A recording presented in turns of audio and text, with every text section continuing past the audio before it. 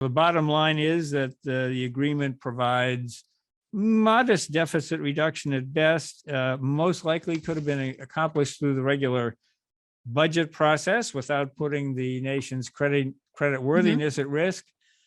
And to be clear, the Concord Coalition supports the deal because it seems like a reasonable compromise and it avoids a perilous default. But unless Congress is wise enough to scrap or reform the debt limit, we'll probably end up going through this whole exercise again at the end of 2024.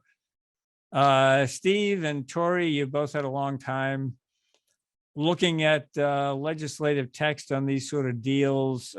Tori, let me start with you. What stands out for you about this particular deal? I guess my opinion on this deal depends on which hat I'm wearing today. If I'm a Joe Biden staffer, I'm feeling pretty good.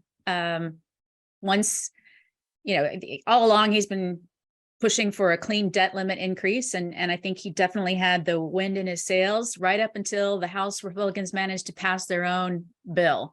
I don't think anybody thought McCarthy could do it. And once he was able to do it, I think Joe Biden recognized that, all right, I've got to negotiate with this guy. And when you take a look at what they negotiated, there's not a lot of pain in this legislation.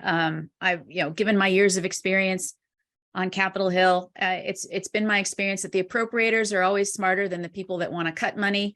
And I think the thumbprints of all the expert appropriators are all over this legislation. The legislation sets statutory spending caps for 24 and 25 that are enforced via sequestration.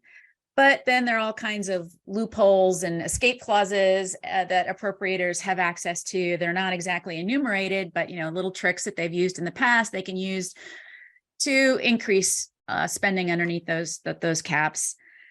Some of the other things that they're, the work requirements, I don't think that they're significant in that they're going to throw a lot of people off of the support programs. The rescissions, the COVID rescissions, I don't think are going to be terribly painful. The IRS rescissions, that's just money that's being rejiggered into another pot.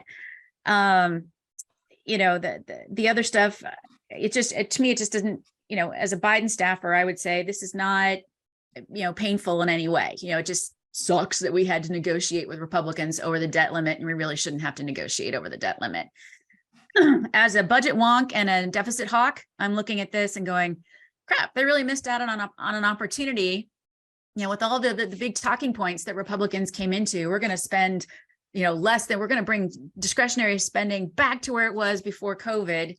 I'm kind of sad. There's not a lot in here that moves the needle, as you say, on spending in any way. And of course, once they took all the big ticket items off the table, once they took Social Security, Medicare, Medicaid, those big drivers of spending off the table, there really wasn't much for them to work with. But even the stuff that was left on the table here, instead of taking a big machete to it, they took a butter knife.